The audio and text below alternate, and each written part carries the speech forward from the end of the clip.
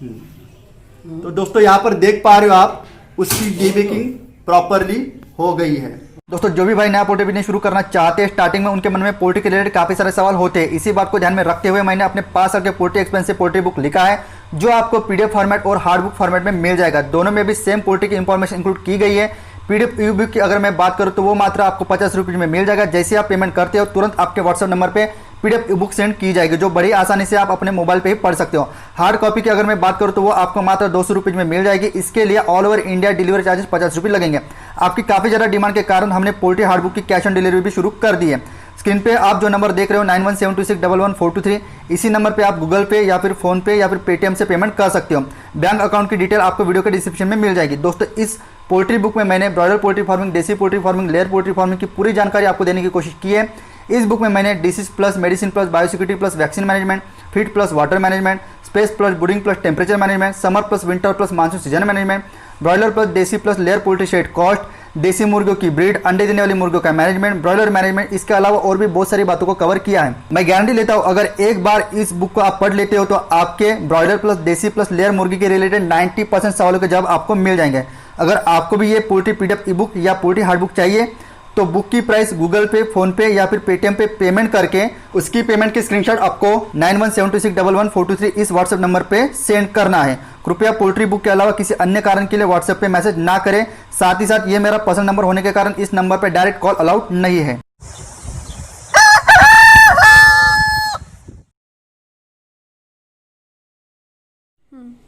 Hello दोस्तों, मैं हूं अभिषेक और आप देख रहे हैं अभिषेक पोल्ट्री यूट्यूब चैनल। दोस्तों कल हमने डीबेकिंग मशीन के सेलिंग के रिलेटेड वीडियो बनाया था, तो उसमें बहुत सारे पोल्ट्री भाई लोगों ने एक नॉर्मल सा कमेंट किया था कि सर ये तो बात ठीक है, हमें तो मशीन परचेस करनी है, लेकिन हमें इसका एक बार ऑपरेट कैसे करना है उसका एक बार वीडियो बनाकर दीजिए। तो आज के वीडियो में इस मशीन को किस तरीके से ऑपरेट करना है ये आपको फुल्ली बताने वाला हूं, तो वीडियो को बिना स्किप के अंत तक पूरा जरूर देखेगा। साथ ही साथ जो भी नए व्यूअर्स इस वीडियो को पहली बार देख रहे हैं तो इस डीबेकिंग मशीन का इस्तेमाल किस लिए किया जाता है वो भी एक बार आपको प्रॉपर्ली समझाकर बता देता हूँ। नॉर्मल सा है, जब भी आपकी मुर्गियां एक दूसरे को नोचकर खाती है जिसकी वजह से उसके पीठ पर के पूरे फीदर्स निकल जाते हैं, जिसकी वजह से पूरे के पूरे बर्ड्स आपके डैमेज दिखाई देते हैं। इसी बात को रोकने के लिए आपको डीबेकिंग मशीन का इस्तेमाल करके उनकी लिप कटिंग कराना होता है इस मशीन के माध्यम से, ठीक है।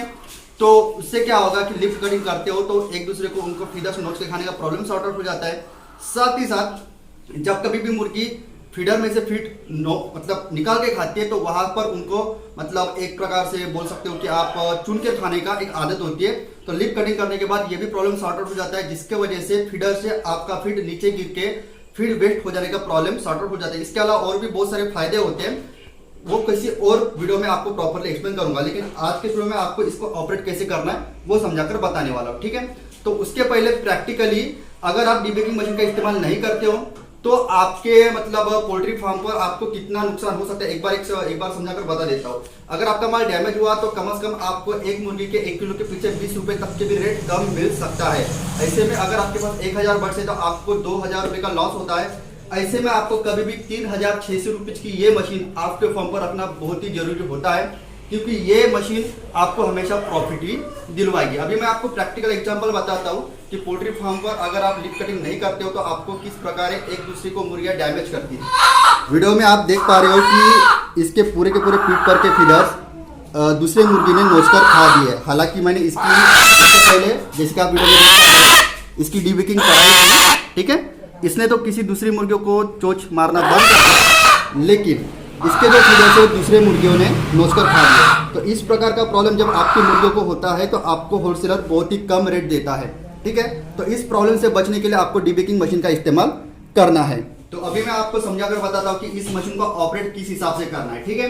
तो जैसे आप इस मशीन को परचेस करते हो उसके साथ आपको एक हैंडिंग चेन मिल जाती है, इसका भी इस्तेमाल आपको बताऊंगा। साथ ही साथ ऊपर में आपको यहाँ पर जैसे कि आप यहाँ पर देख पा रहे हो 230 वोल्ट, 210 वोल्ट, 190 वोल्ट, 170 वोल्ट और ये ऑफ का बटन है, ठीक है।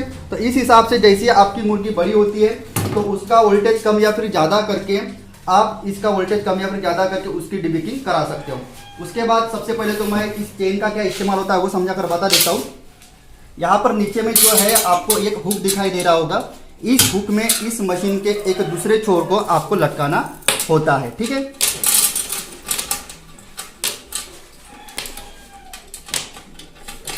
ठीक है।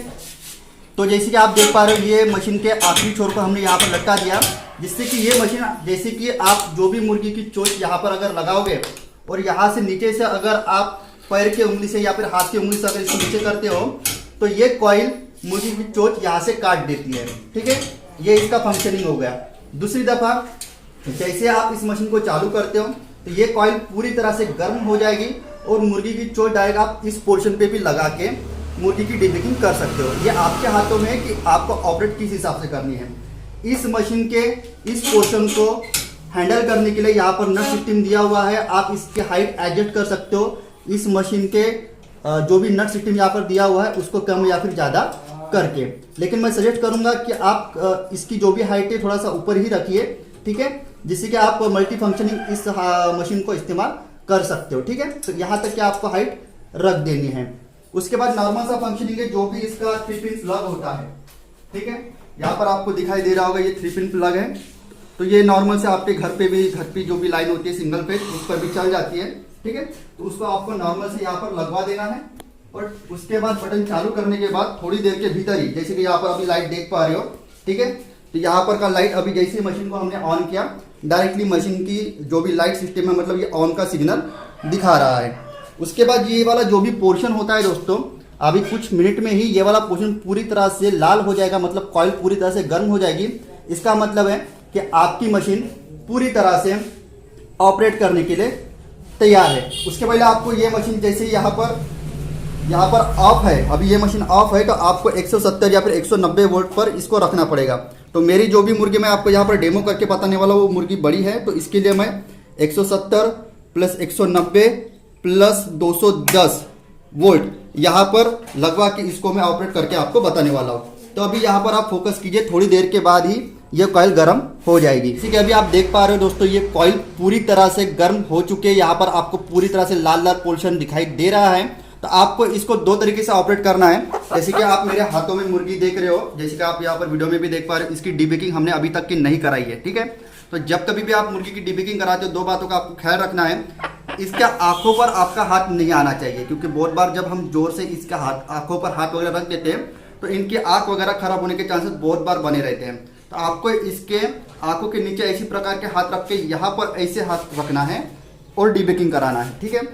यहाँ पर जैसे कि आप देख पा रहे हो यहाँ पर सर्कल है, यहाँ पर आप इनकी चोंच डाल सकते हो और ये जो भी चेन है इसको नीचे जैसे आप खींचते हो डायरेक्टली इसकी डिबेकिंग हो जाती है। एक बार मैं वो भी छोटा सा एग्जांपल आपको करके बताने वाला हूँ। चेन के माध्यम से जो सर्कल आपको दिख रहा है यहाँ पर से डिबेकिंग किस हिसाब से की जाती है और यहाँ पर डायरेक्ट लगाकर भी डिबेकिंग कैसे की जाती है उसका डायरेक्ट एग्जाम्पल बताने वाला हूँ। तो सबसे पहले आपको क्या करना है, जैसे कि मैंने आपको बताया, इसको मुर्गी को प्रॉपरली पकड़ लेना है और इसके बाद आपको इस सर्कल में इस मुर्गी को चोंच को डालना है। तो दोस्तों यहाँ पर देख पा रहे हो आप उसकी डिबेकिंग प्रॉपरली हो गई है, ठीक है। यहाँ पर पूरी तरह से आप देख पा रहे हो, ठीक है। एक तो ये पहला रास्ता है। उसके बाद दूसरे रास्ते के ऊपर आपको क्या करना पड़ेगा कि मुर्गी को और से पकड़ना है।